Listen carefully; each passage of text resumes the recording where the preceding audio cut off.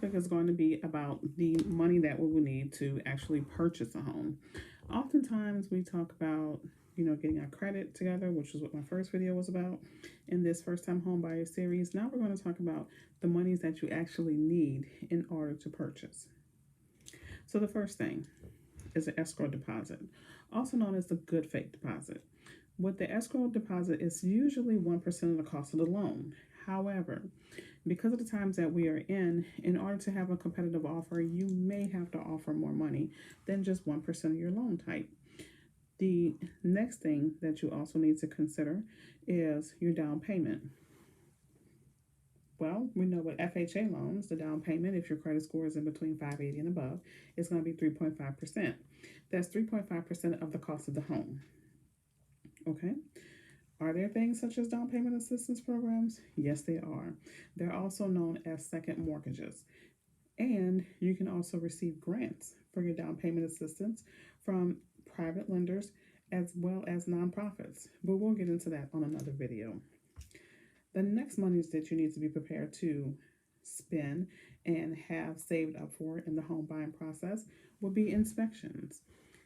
You do need to have an inspection, whether you're getting an inspection on a pre-existing home, or if you're needing an inspection, which is called a wind mitigation, that some homeowners insurance require for you to have. Also, there is an inspection if you're having, for sewage, such as if you have a underground sewage tank. You'll need to have an inspection on that as well. You're not required to do so, but I would strongly suggest that you do so, especially with your septic tanks, and have your drain fields inspected.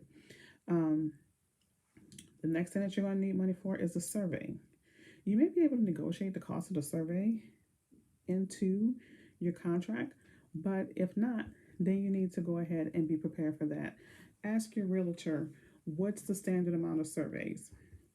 They will depend upon the size of the land that they're surveying. For example, here locally, you'll pay about $500, $550 for a quarter of an acre. So the prices can get kind of high depending upon your area. You're also going to need to be prepared to pay for title insurance. Okay, that's to make sure that there's a clear title on the home, that no one has any claims or stakes or any liens out there against the home.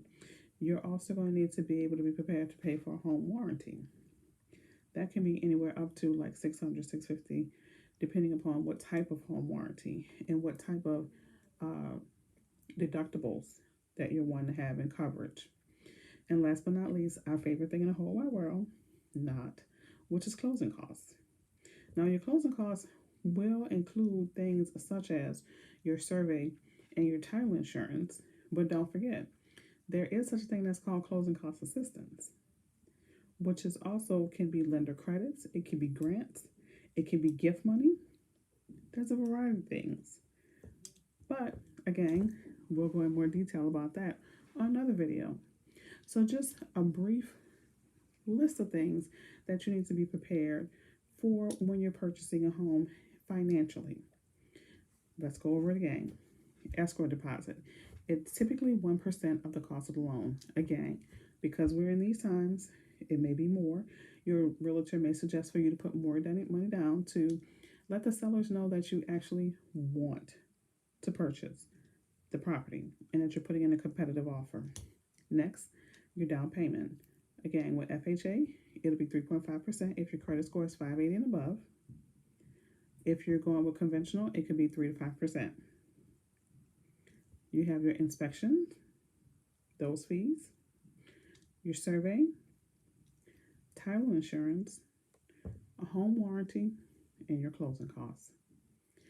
I'll link a list below, a checklist for you. Again, thank you for spending time with me. I'm Latasha McDowell, your real estate expert.